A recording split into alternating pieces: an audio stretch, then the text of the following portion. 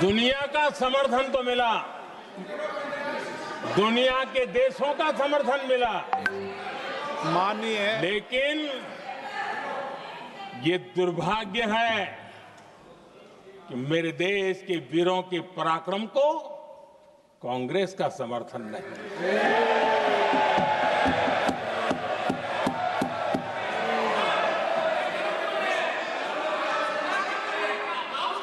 22 अप्रैल के बाद 22 अप्रैल के आतंकी हमले के बाद 3-4 दिन में ही ये उछल रहे थे और कहना शुरू कर दिया, कहां गई 56 इंच की छाती, कहां खो गया मोदी, मोदी तो फेल हो गया। क्या मजा ले रहे थे, उनको लगता है वाह बाजी मार ली। उनको पहलगाम के निर्दोष लोगों की हत्या में भी वो अपनी राजनीति तराशते थे।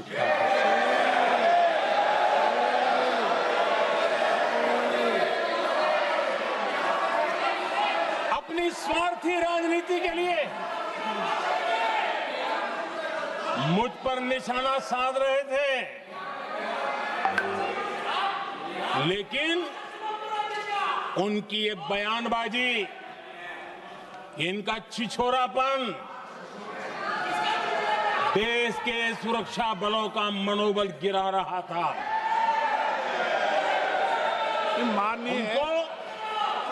माननीय प्रतिपक्ष के नेता, एक मिनट, प्रतिपक्ष के नेता आपकी बात अपने ध्यान से सुनिए। आप बेटे कांग्रेस कर रहे हैं और कुछ नेताओं को पीछे से, ये उचित नहीं है आपके लिए। न भारत के सामर्थ्य पर भरोसा है और न ही भारत की सेनाओं पर, इसलिए वो लगातार ऑपरेशन सिंदूर पर सवाल उठा रहे हैं।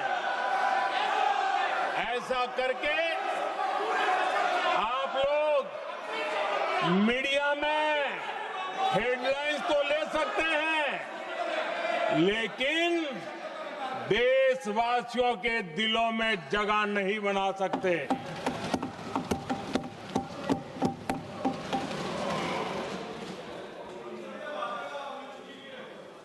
आदरणीय सभापति जी, आदरणीय अध्यक्ष जी, 10 मई को भारत ने ऑपरेशन सिंदूर के तहत हो रहे एक्शन को रोकने की घोषणा की।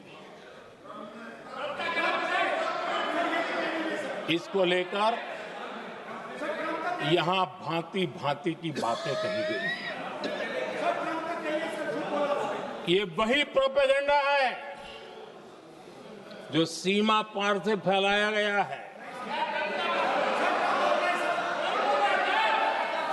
कुछ लोग सेना द्वारा दिए गए तथ्यों की जगह पाकिस्तान के झूठ प्रचार को आगे बढ़ाने में जुटे हुए हैं।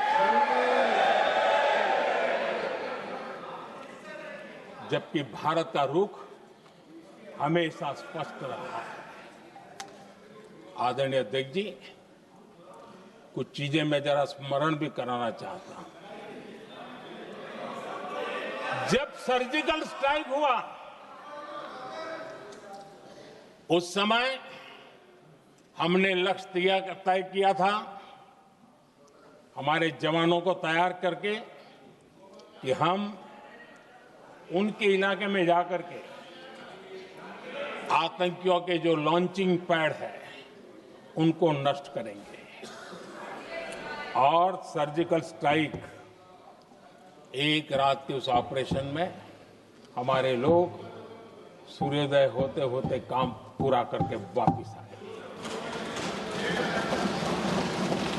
लक्ष्य निर्धारित था कि ये करना है। जब बालाकोट एयर स्ट्राइक किया तो हमारा लक्ष्य तय था कि आतंकियों के जो ट्रेनिंग सेंटर्स है, इस बार हम उसको तबाह करेंगे और हमने वो भी करके दिखाया। ऑपरेशन सिंदूर के समय हमारा लक्ष्य तय था और हमारा लक्ष्य था कि आतंक के जो एपी सेंटर है और पहलगाम के आतंकियों को जहां से पुरजोश योजना बनी, ट्रेनिंग मिली, व्यवस्था मिली, उस पर हमला करेंगे। हमने उनके नाभि पर हमला कर दिया।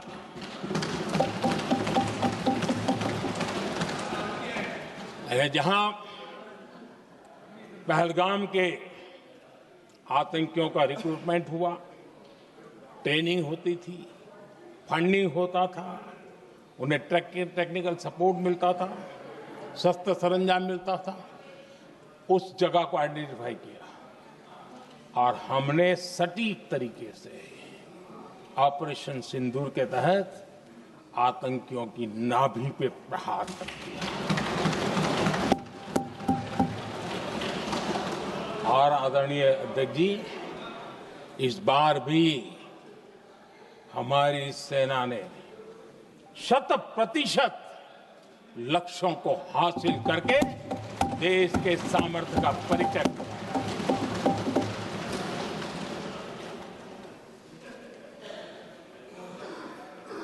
कुछ लोग जानबूझ करके कुछ चीजें भूलने में इंटरेस्टेड होते हैं। देश भूलता नहीं है, देश को याद है। 6 रात और 7 मई सुबह ऑपरेशन हुआ था और 7 मई को सुबह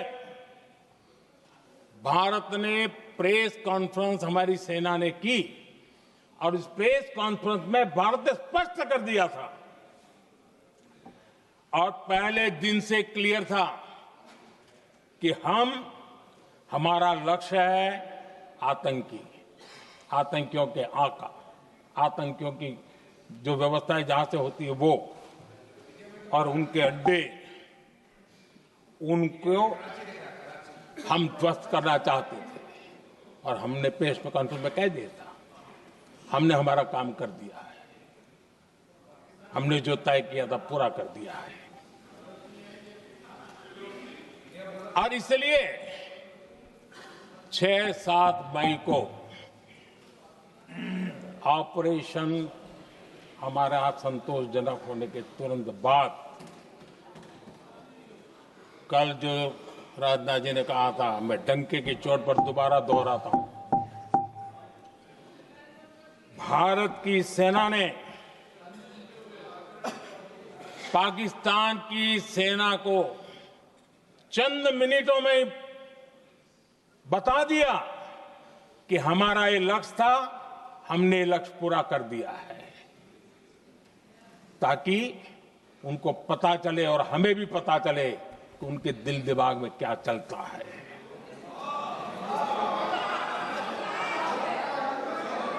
हमने अपना लक्ष्य 100% हासिल कर लिया था और पाकिस्तान में समझदारी होती तो आतंकियों के साथ खुलेआम खड़े रहने की गलती न करता।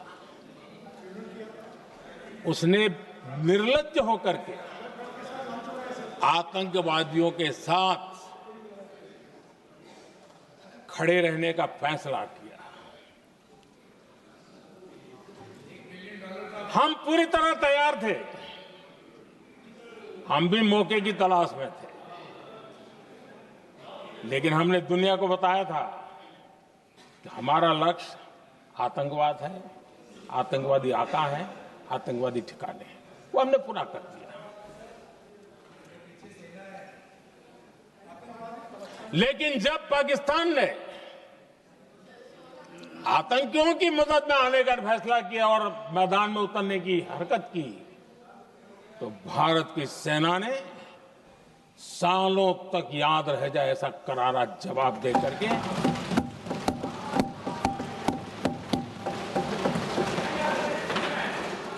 9 मई की मध्य रात्रि और 10 मई की एक प्रकार से सुबह हमारी मिसाइलें उन्होंने पाकिस्तान के हर कोने में प्रचंड प्रहार किया, जिसकी पाकिस्तान ने कभी कल्पना नहीं की थी और पाकिस्तान को घुटनों पर आने के लिए मजबूर कर दिया।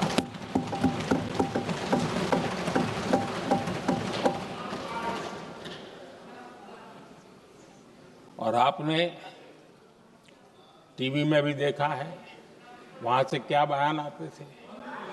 पाकिस्तान के लोग, अरे मैं तो स्विमिंग पूल में नहा रहा था, कोई कह रहा था मैं तो दफ्तर जाने की तैयारी कर रहा था। हम कुछ सोचे पहले तो भारत ने तो हमला कर दिया। ये पाकिस्तान के लोगों के बयान है और देश ने देखे हैं। स्विमिंग पूल में नहा रहा था।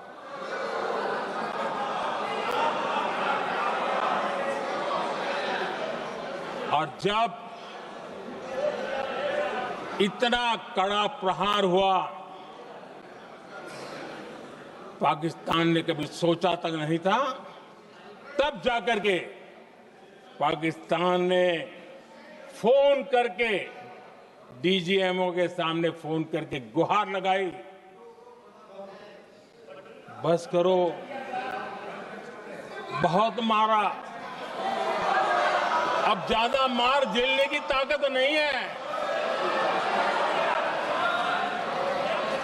प्लीज हमला रोक दो। ये पाकिस्तान के डीजीएमओ का फोन था।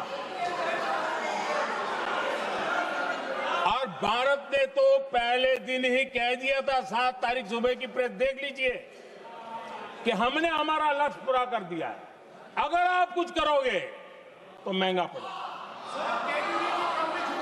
और आप धीरे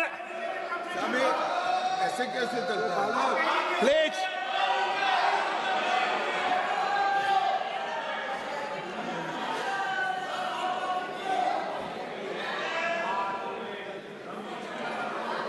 मैं आज दोबारा कह रहा हूं, ये भारत की स्पष्ट नीति थी, सुविचारित नीति थी, सेना के साथ मिलकर के तय की हुई नीति थी और वे ये थी कि हम आतंक, उनके आका, उनके ठिकाने, ये हमारा लक्ष्य है।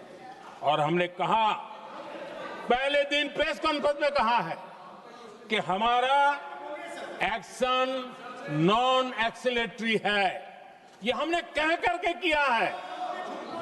और इसके लिए साथियों हमने हमला रोका। अध्यक्ष जी, दुनिया के किसी भी नेता ने भारत के ऑपरेशन रोकने के लिए नहीं कहा।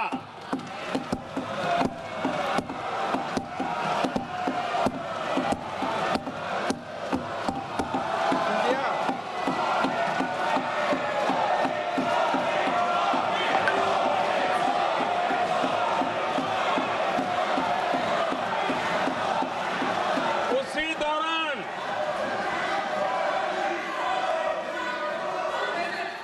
9 तारीख को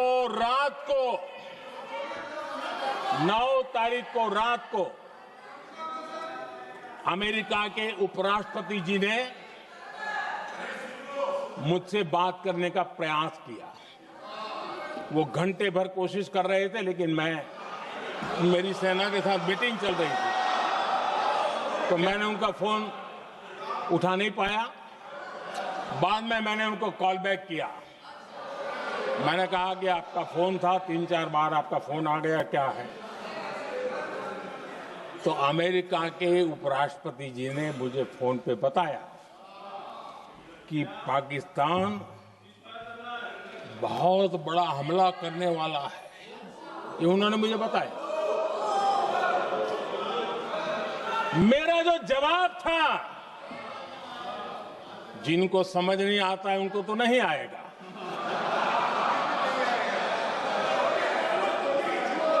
मेरा जवाब था, अगर अगर पाकिस्तान का ये इरादा है तो उसे बहुत महंगा पड़ेगा। ये मैंने अमेरिका के उपराष्ट्रपति को कहा।